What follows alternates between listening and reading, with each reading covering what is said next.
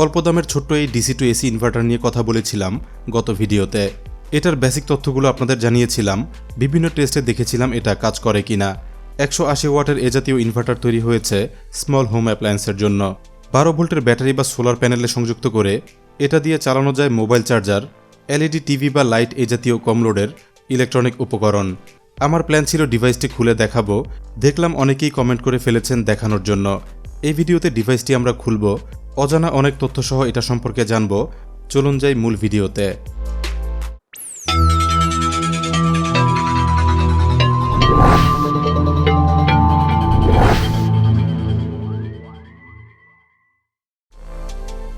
এটা 180 ওয়াটের ইনভার্টার হলেও পাওয়ার সোর্স যেমন ব্যাটারি বা সোলার সিস্টেম শক্তিশালী না হলে সমপরিমাণ লোডে ব্যবহার করা যাবে না। ভালো মানের ডিসি সোর্স থেকে শক্তিশালী 12 ভোল্ট ইনপুট দিতে পারলে 220 ভোল্টে চলে এরকম ছোটখাটো বহু ইলেকট্রনিক উপকরণ এটা দিয়ে ব্যবহার করা যায়। ইলেকট্রনিক্স মার্কেটে ইনভার্টারটি সহজেই পাওয়া যায়। অনলাইন অর্ডারে আমি কিনেছিলাম 350 টাকায়। ডিভাইসটি টেস্ট করে দেখার জন্য পাওয়ার সোর্স হিসেবে আমি ব্যবহার করেছিলাম 6টি 18650 মডেলের এই লিথিয়াম ব্যাটারি প্যাক। টেস্ট করার জন্য ব্যবহার করেছিলাম 220 ভোল্টে চলে এরকম 20 ওয়াটের এলইডি বাল্ব। একইভাবে ফোন চার্জ করার ট্রাই করেছিলাম, ফলাফল ছিল এরকম। সবশেষে চালিয়েছিলাম একটা এয়ার পাম্প। সবগুলো ক্ষেত্রে এটা কাজ করলেও অল্প পরিমাণ বা অপর্যাপ্ত ব্যাটারি ব্যবহারের কারণে আউটপুট পাওয়ার খুব একটা শক্তিশালী ছিল না। দেখব কি আছে এটার ভেতরের অংশে। চারপাশে খুঁজে কোথাও স্ক্রুর অস্তিত্ব পাইনি, যার মানে প্লাস্টিক কেসটি ফিট করা হয়েছে একই উপাদানে তৈরি প্লাস্টিক লকের মাধ্যমে।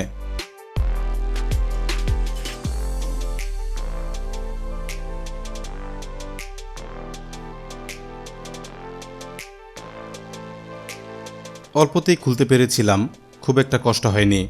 এখন আমরা দেখতে পাচ্ছি ভেতরের অংশ। ভোল্টেজ অ্যাম্প্লিফাই করার জন্য একটিমাত্র পিসিবি রয়েছে, এটার মধ্যেই বসানো আছে সকল ইলেকট্রনিক উপকরণ।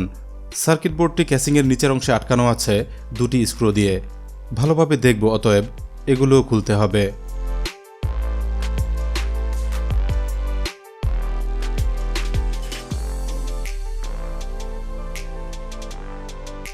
ইনভার্টার ডিভাইসটির মেইন উপাদান এই সার্কিট বোর্ড। দেখতে পাচ্ছি খুব সিম্পল একটি ভোল্টেজ অ্যাম্প্লিফায়ার মডিউল।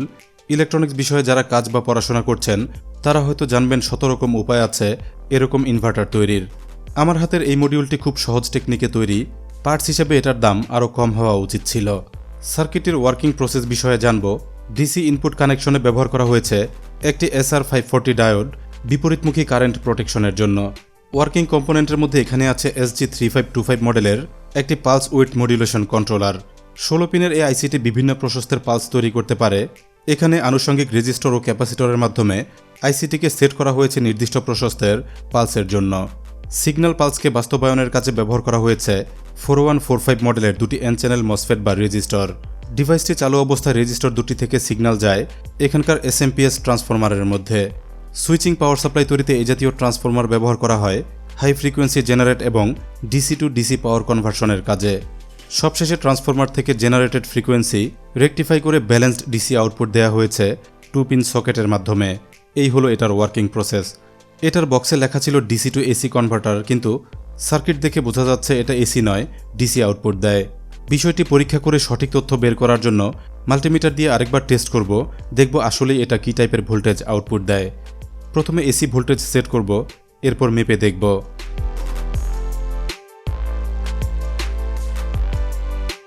এসি ভোল্টেজের ক্ষেত্রে আমরা দেখতে পাচ্ছি ফলাফল দেখাচ্ছে 477 ভোল্ট।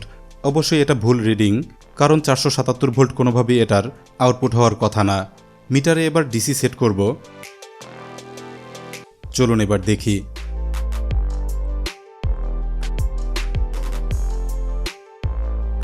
ডিসি ভোল্টেজের ক্ষেত্রে আমরা দেখতে পাচ্ছি রিডিং দেখাচ্ছে 215 থেকে 217 ভোল্ট। ঠিক এই আউটপুটই কাজ করে ইনভার্টারের মাধ্যমে 220 ভোল্টের ডিভাইস চালাতে। আমরা তাহলে দেখতে পেলাম 180 ওয়াটের এই মিনি ইনভার্টারটি এসি নয়, মূলত ডিসি কারেন্টে চালায় বিভিন্ন ইলেকট্রনিক উপকরণ।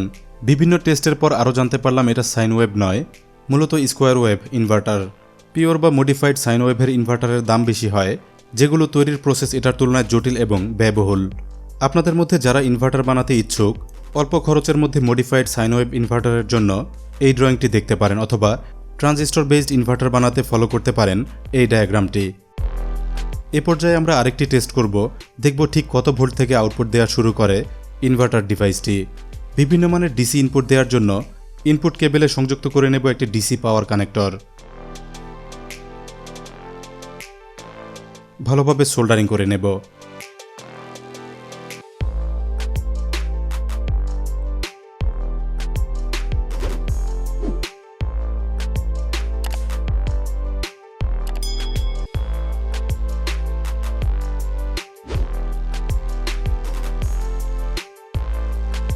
এরপর একটি অ্যাডজাস্টেবল পাওয়ার সাপ্লাই ব্যবহার করব বিভিন্ন মানের ডিসি ভোল্টেজ ইনপুট দেওয়ার জন্য।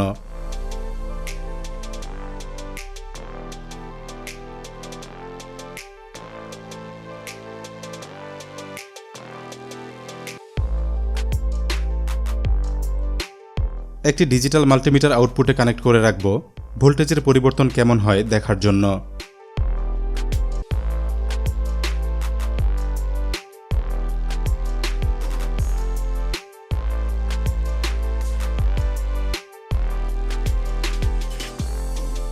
4 ভোল্টের রেঞ্জে কোনো আউটপুট নেই। 5 ভোল্টেও কোনো আউটপুট দেখা যাচ্ছে না। 6, 7 এবং 8 ভোল্টের শুরুতেও কোনো রেসপন্স করছে না। 8.5 ভোল্টের উপর থেকে অ্যাক্টিভিটিস দেখা যাচ্ছে।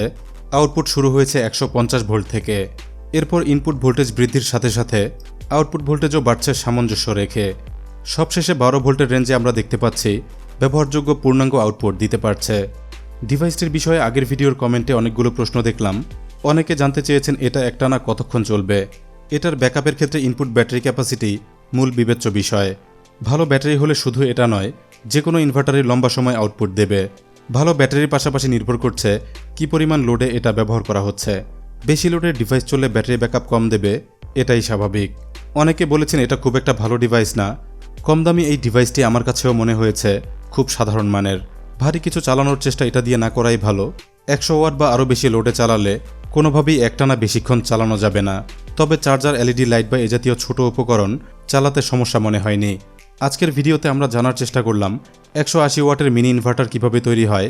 পরীক্ষা করে জানলাম এটার বিভিন্ন তথ্য। ভিডিও আজ এখানেই শেষ করব। ভালো লাগলে লাইক দিতে ভুলবেন না। আর চমৎকার সব ইউনিক গ্যাজেটের রিভিউ, এগুলো তৈরির প্রযুক্তি সহ বিভিন্ন গ্যাজেট তৈরির আইডিয়া পেতে গ্যাজেট ইনসাইডার বাংলা চ্যানেলটি এখনই সাবস্ক্রাইব করে বেল আইকনে ক্লিক করে রাখুন। চ্যানেলটিতে ঘুরে আসতে পারেন দারুণ সব পর্বগুলো মিস করে থাকলে।